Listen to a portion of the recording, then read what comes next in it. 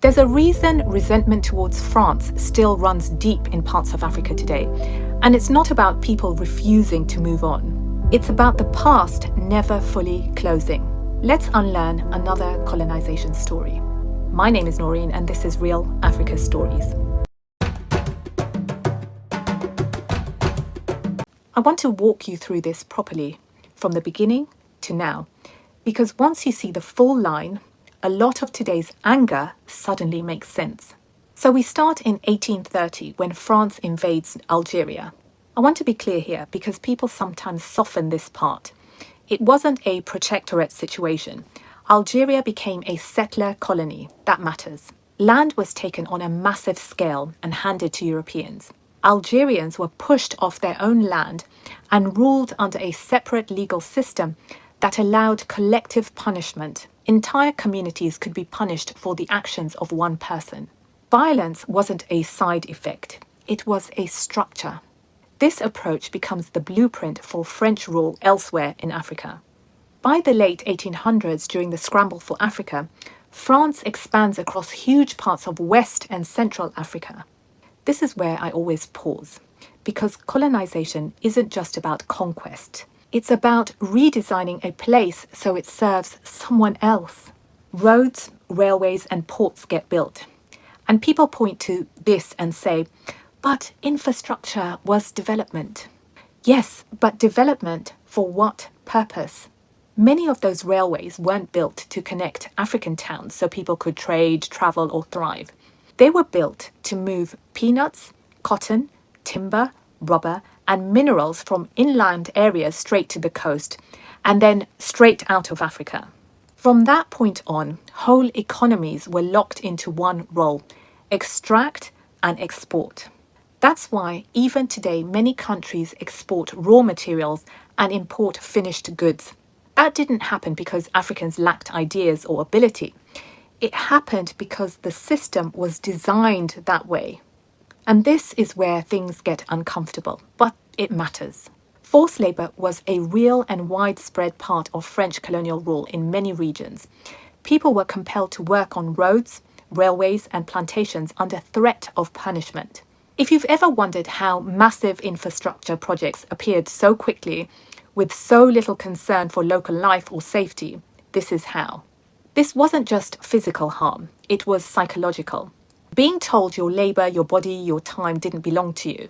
That kind of damage doesn't disappear just because a flag changes. Then comes World War II.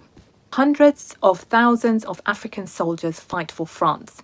They fight believing, or at least hoping, that sacrifice might lead to respect. And then in 1944 in Senegal, there's the Thiaroye massacre. African veterans demanded the wages they were promised. Instead of being paid, many are killed by French forces. For years, this was minimized or denied. And honestly, if you ever want to understand why trust broke so deeply, this moment explains a lot because it showed very clearly that even loyalty didn't lead to equality. Then Algeria comes back into the story in a big way.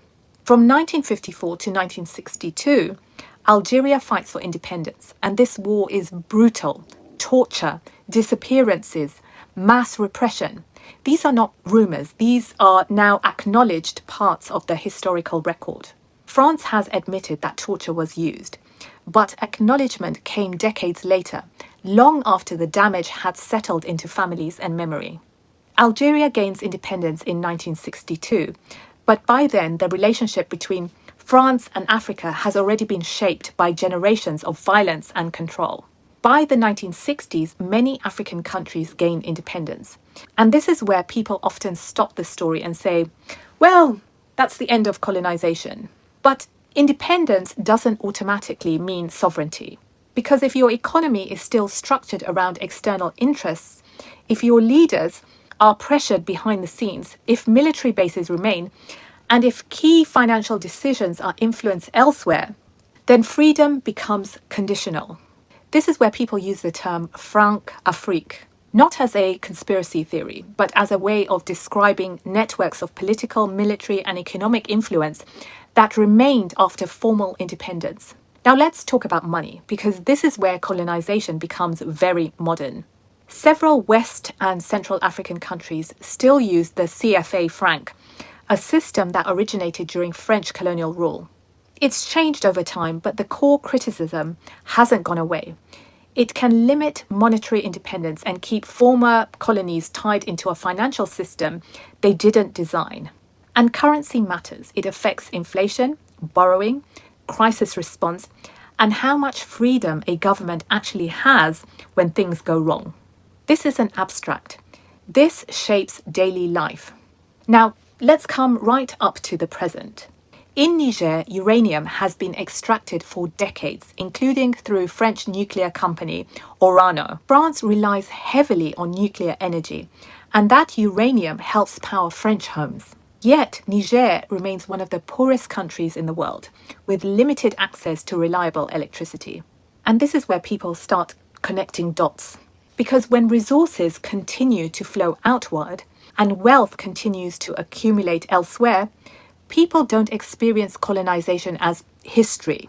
They experience it as a system that never stopped working, just more quietly, more legally, more politely. So when the resources of one country continue to fuel the wealth and stability of another generations later, can we truly say colonization is over? This is the Africa you're not shown, but I'm here to show you.